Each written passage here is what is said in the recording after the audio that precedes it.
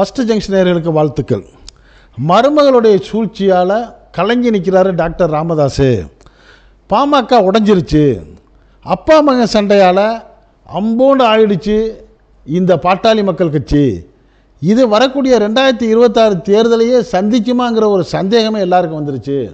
பாட்டாளி மக்கள் கட்சியை ஒரு மிகப்பெரிய ஒரு சிங்கமாக எதிர்பார்த்துக்கிட்டு இருந்த அந்த கூட்டணி கட்சிகள்லாம் அதில் ஒன்றும் இல்லை அப்படிங்கிற மாதிரி அலட்சியப்படுத்தக்கூடிய ஒரு சூழ்நிலையை அப்பா மகன் 2 பேரும் செஞ்சிட்டாங்க. இப்படி அப்பா மகன் 2 பேரும் செய்ததற்கு முக்கியமான சூழ்ச்சிகளை செய்தது டாக்டர் அன்புமணி ராமதாஸ் அவருடைய மனைவி சௌமியா அன்புமணி அவர்களும் அதனுடைய முன்னாள் தலைவர் ஜி.கே. மணி அவர்களுக்கும் பங்கு இருக்குன்னு சொல்கிறது தான் இப்போ நம்மளுக்கு ஒரு வியப்பான செய்தியாக இருக்குது. என்ன நடந்துச்சு, ஏது நடந்துச்சு? இன்றைய தினம் இந்த 16ஆம் தேதி இந்த பாட்டாளி மக்கள் கட்சியுடைய 91 மாவட்ட செயலாளர்கள் கூட்டம் நடக்குதுன்னு சொல்லி டாக்டர் ராமதாஸ் அவர்கள் அவர் அழைப்பு கொடுத்துருந்தாரு. அந்த கூட்டத்துக்கு யாருமே வரலை.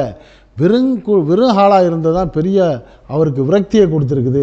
ஒரு 8 பேர் 9 பேர் 10 பேருக்கு உள்ளே மட்டும்தான் வந்திருக்கிறாங்க. 91 பேருக்கு அழைப்பு கொடுத்தா ஒரு ஆளும் வரலையே என்னப்பான்னு சொல்லி கதிகலங்கி போயிட்டார் டாக்டர் ராமதாஸ்ன்னு சொல்கிறாங்க.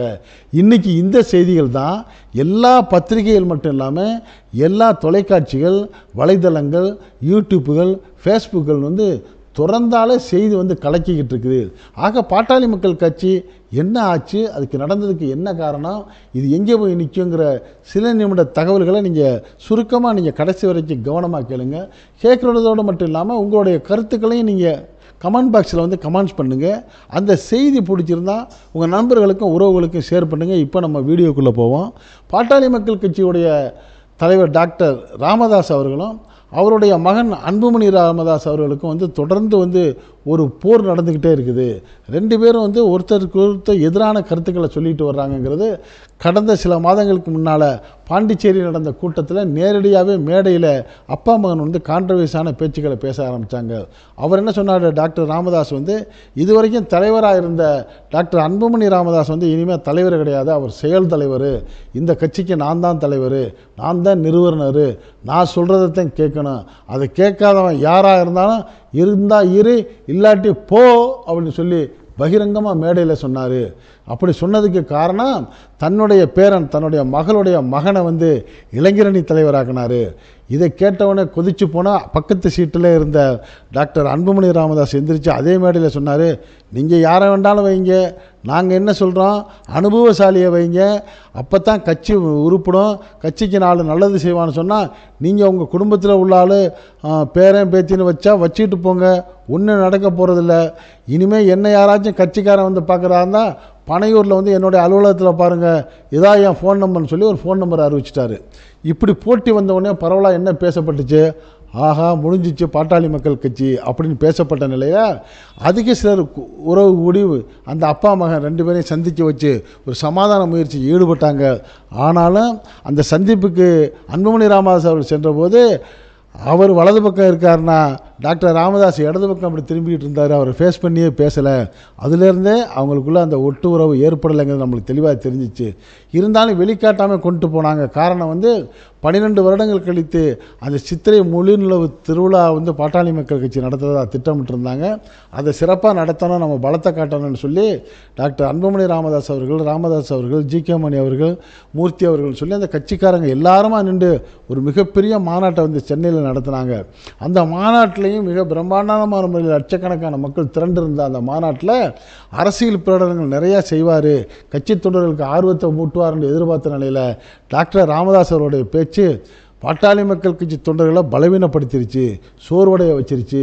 இன்னும் ஒருபடி மேலே போய் அவருடைய மகன் டாக்டர் அன்புமணி ராமதாஸுக்கு அப்பா மேலே கோபத்தை அதிகமாகிடுச்சுன்னு சொல்லலாம். என்ன சொல்கிறாருன்னா, அந்த மாநாட்டில் டாக்டர் ராமதாஸ் பகிரங்கமாக சொல்கிறாரு, ஒவ்வொருத்தரும் நீங்கள் இப்போ யாருமே சரியாக கட்சி வேலையை பார்க்குறதில்ல. நம்ம தனிச்சு நிற்கிறப்ப பாட்டாளி மக்கள் கட்சி 4 எம்எல்ஏக்களை கொண்டு வந்தோம், மிக பிரம்மாண்டமான கூட்டணி வச்சு 5க்கு மேலே நம்மளால் போக முடியல. நீங்கள் இப்போ யாரும் ஒழுங்காக வேலை பார்க்குறதே இல்லை. ஒவ்வொரு ஆளும் 4-5 மொபைல் ஃபோன் வச்சுக்கிட்டு ஆளுக்கு ஒரு பேசி வச்சுக்கிட்டு ரியல் எஸ்டேட் பண்ணிக்கிட்டு உங்களுடைய வருமானத்தை பெருக்கிக்கிட்டீங்க.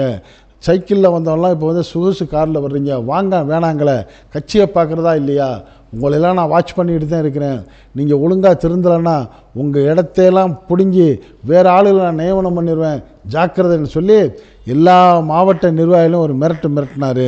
இதை கேட்ட உடனே எல்லோரும் ஒரு அப்செட் ஆகிட்டாங்க. சொல்லிவிட்டு அவர் சொன்னது என்ன, நான் தான் இந்த கட்சிக்கு நிறுவனர், நான் தான் தலைவர், இதை வந்து எவனும் ஏற்றுக்கலைன்னா அவன் இருக்கணுங்கிற அவசியம் இல்லைன்னு இப்படி பகிரங்கமாக போட்டு உடைச்சதோடைய விளைவு உடசல் விரிசல் அதிகமாகிருச்சு. இந்த நிலைமையில் தான் டாக்டர் ராமதாஸ் அவர்கள் இன்றைக்கி 16/5/24 அன்னைக்கு அந்த மாவட்ட செயலாளர்களை வந்து ஒரு கூட்டத்தை அவர்கள் கூட்டியிருக்கிறாரு. அந்த கூட்டத்துக்கு அவர்களுடைய அந்த அரசியல் கணக்குப்படி 91 மாவட்டங்களாக பிரிச்சிருக்கிறாங்க தமிழ்நாட்டை. அந்த 91 மாவட்ட செயலாளர்களுக்கு அழைப்பு கொடுத்துருக்கிறாரு, மாநில நிர்வாகிகளுக்கு அழைப்பு கொடுத்துருக்காரு, தன்னுடைய மகன் அன்புமணி ராமதாஸுக்கு அழைப்பு கொடுத்துருக்கிறாரு. ஆனால் ஒரு பிள்ளையும் வரல. 10 மணிக்கு மாநாடு துவங்கும் அப்படின்னு எதிர்பார்த்த நிலைமையில் அந்த மாவட்ட செயலாளர் கூட்டத்தில் 9:55 வரைக்கும் ஒரு பிள்ளையும் வராதனால அப்செட்டாகி போய் கலங்கியிருக்கிறாரு டாக்டர் ராமதாஸ். காரணம் வந்து என்ன செய்கிறது, நம்ம வந்து எல்லோரும் வருவாங்கன்னு பிரம்மாண்டமான ஏற்பாடு பண்ணிட்டோம், விருந்தெல்லாம் தடபுடலாக தயார் பண்ணிட்டோம், ஒரு பிள்ளையும் வரலையே, எல்லாருமே நம்மளை புறக்கணிச்சிட்டாங்கன்னு சொல்லி ஒரு விரக்திக்கு எல்லைக்கு போயிருக்கிறாரு. 1 மணி நேரத்தை கூட்டத்தை தள்ளி வச்சோம், 9 பேருக்கு மேலே யாருமே வரல. வேறு வழி இல்லாமல் சில அவருடைய ஆதரவாளர்கள் ஏற்கனவே இருந்த முன்னாள் மாவட்ட நிர்வாகிகள் ஒருத்தர் 2 பேர் வந்தவங்களை வச்சு ஏதோ ஒரு பேச்சுவார்த்தை மாதிரி நடத்திருக்கார ஒழிய எந்த ஒரு தீர்வும் எந்த ஒரு முடிவும் எடுக்கப்படாத நிலையில் பத்திரிக்கைக்காரங்க சும்மா விட மாட்டாங்கல்ல, எல்லாம் சூழ்ந்துக்கிட்டு கேள்வி மேலே கேள்வி கேட்குறாங்க. என்னங்க ஐயா, மாவட்ட செயலாளர் கூட்டம்னு சொன்னீங்க, ஒரு பிள்ளையுமே வரலையே, அப்போ உங்கள் பேச்சை யாரும் மதிக்கலையா அப்படின்னு கேட்க, அதுக்கு இவர் சொன்ன பதில் தாங்க எல்லாருக்கும் பெரிய ஜோக்காக இருந்துச்சு. இல்லை எங்கிட்ட எல்லாம் ஃபோன் பண்ணி சொல்லிட்டாங்க, அனுமதி வாங்கிட்டாங்க, வர முடியாதுன்னு சொல்லி. என்னங்க 91 பேரில் 80 பேருமா அனுமதி வாங்கிட்டாங்க, அப்புறம் ஏன் அந்த கூட்டத்தை நடத்துகிறீங்க, அதுக்கு என்ன பண்ணுறது சூழ்நிலை அப்படி இப்படின்னு சொல்லி ஜமாளிச்சுட்டு அவர் என்ன சொல்கிறாரு, யார் வந்தாலும் வராட்டியும் இந்த கட்சி வந்து வீர நட போடும், வெற்றி நட போடும், 50 தொகுதிகளை வெற்றி பெறுங்கிறாரு.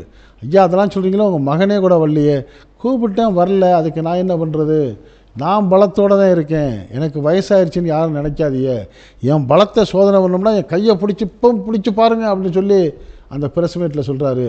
இவர் கையை பலமாக இருந்தால் ஓட்டு விழுந்துருமா என்ன?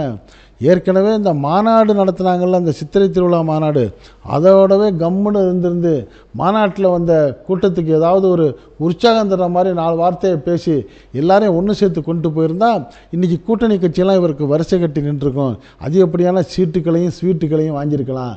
ஆனால் அதை விட்டுவிட்டு அந்த கூட்டத்திலே வந்து விரக்தியாக பேசி எல்லாரையும் சலிப்படைய வச்சு வெறுப்படைய வச்சுட்டு மறுபடியும் இந்த மாவட்ட செயலாளர் கூட்டம்னு சொல்லி இதுவும் புஸ்வானமானதுனால விரக்தியோட உச்சத்தில் டாக்டர் ராமதாஸ் அவர்கள் இருக்கிறாரு.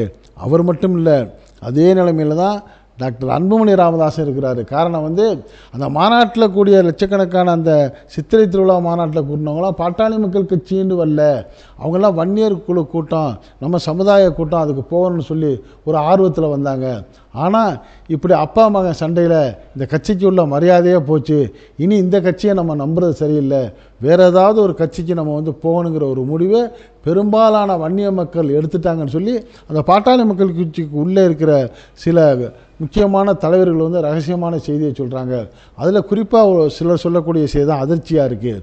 அவருடைய டாக்டர் ராமதாஸுடைய மருமகள் சௌமியா அன்புமணி அவர்கள் வந்து எப்போவுமே டாக்டர் ராமதாஸ் அவர்களுக்கு வந்து ஆப்பு வைக்கிற மாதிரியே பல வேலைகளை செஞ்சுக்கிட்டு வர்றாரு. அவர் பேச்சை கேட்டுக்கிட்டு தான் அன்புமணி ராமதாஸ் வந்து அப்பாவுக்கு எதிரான ஒரு செயல்பாட்டில் போயிட்டுருக்கிறாரு. அது பக்கம் மட்டும் இல்லாமல் ஹரியானாவில் ஒரு மருத்துவக் கல்லூரிக்கு அனுமதி வழங்கின வழக்கில் அன்புமணி ராமதாஸ் அவர்கள் மேலே ஒரு பெரிய ஃபைல் இருக்குது. அந்த ஃபைலை வச்சு பாஜக மிரட்டிக்கிட்டு இருக்காங்க. எங்கள் பக்கம் கூட்டணிக்கு வரலன்னா நாங்கள் ஃபைலை திறந்து பார்த்துருவோங்கிறாங்க. அதுக்காகத்தான் இவர் அப்பாட்ட சொல்கிறாரு நம்ம பாஜக பக்கம் போவோண்டு. ஆனால் ராமதாஸ் அவர்கள் வந்து ஏற்கனவே நம்ம பாஜக பக்கம் போயிட்டு எந்த ஒரு இடத்துல கூட வெல்ல முடியல, திருப்பி இப்படியே நம்ம இருக்கக்கூடாது, அதனால் நம்ம என்ன பண்ணுறோம், திமுக பக்கம் போவோங்கிற ஒரு உறுதிப்பாட்டை அவர் எடுத்துக்கிட்டு இருக்கிறாரு. இவர் சொல்கிறாரு போனோம்னா ஓரளவு நம்மளுக்கு சீட்டும் கிடைக்கும், எம்எல்ஏக்களும் வருவாங்க, ஸ்வீட்டும் கிடைக்குங்கிறது அப்பாவுடைய சொல்ல கேட்காம டாக்டர் ராமதாஸ் இப்படி பண்ணுறாரு. இப்படி 2 பேருக்கும் உள்ள பிரச்சனையில் வந்து சுமூகப்படுத்தி விடாமல் சாவி கொடுக்குற நிலையை தான் சௌமியா அன்பணி அவர்களும், இன்னும் சொல்ல போனால் முன்னாள் தலைவர் ஜி.கே. மணி அவர்களும் செய்கிறாருங்கிற அதிர்ச்சியான செய்தி தான் இப்போ புதுசாக வந்திருக்கு. காரணம் வந்து ஏற்கனவே தலைவராக இருந்த ஜி.கே. மணி அவர்களுடைய பதவியை பிடுங்கி தான் அன்புமணி ராமதாஸுக்கு டாக்டர் ராமதாஸ் கொடுத்தாரு. அப்புறம் என்ன நினச்சாரோ தெரியல, அவர் மகனுக்கு கொடுத்த பதவியும் பிடுங்கி நான் தான் நிறுவனர், நான் தான் தலைவர்னு சொல்லிக்கிட்டு அதிகாரம் பண்ண ஆரம்பித்தார். அப்பாவும் மகனுக்கு சண்டை. அந்த ஜி.கே. மணி மகனுக்கு கொடுத்திருந்த இளைஞரணி தலைவர் பதவியை பிடுங்கி டாக்டர் ராமதாஸ் தன்னுடைய பேரனுக்கு கொடுத்தாரு. அதனால் அவருக்கும் இங்கே கோபம். இப்போ ஜி.கே. மணி உள்ளுக்குள்ளே இருந்துக்கிட்டு 2 பேருக்கும் சாவி கொடுக்குற வேலையும், கட்சியில் குழப்பத்தை ஏற்படுத்துகிற வேலையும், பாமகவை பலகீனப்படுத்துகிற வேலையும் ஸ்ட்ராங்காக செய்ய ஆரம்பிச்சிட்டாரு. காரணம், எனக்கும் என் மகனுக்கும் எங்களுக்கு எதுவுமே இல்லாமல் நீங்கள் அப்பா, மகன், மருமக, பேரன், பேத்தி, மகள்னு சொல்லி ஒட்டுமொத்த குடும்பமும் நீங்கள் பயனடைகிறதுக்கு நாங்கள்லாம் என்னை இழிச்ச வாயினுங்களா அப்படின்னு மனசுக்குள்ளே நினச்சிக்கிட்டு மிக சூழ்ச்சியான வேலைகளை ஜி.கே. மணி போன்ற பலரும் செய்கிறாங்க. சமீபத்தில் பேசிய ஜி.கே. மணி அவர்கள் வந்து திமுகவை உயர்த்தி பேசுகிறதோடும் இல்லாமல் பல கட்டங்களில் மாண்புமிகு தளபதி மு.க. ஸ்டாலின் அவர்கள் சொல்லி புகழ்ந்தும் பேசியிருக்கிறாரு. அவருடைய பேச்சிலிருந்து இவருடைய கவனம் திமுக பக்கம் திரும்பி இருக்குது. திமுகவுடைய தலைமை இவரை கவனிக்கணுங்கிற மாதிரி இவருடைய பேச்சு இருக்கிறதுனால கூடிய விரைவில் இவர் திமுக பக்கம் போயிடுவார்.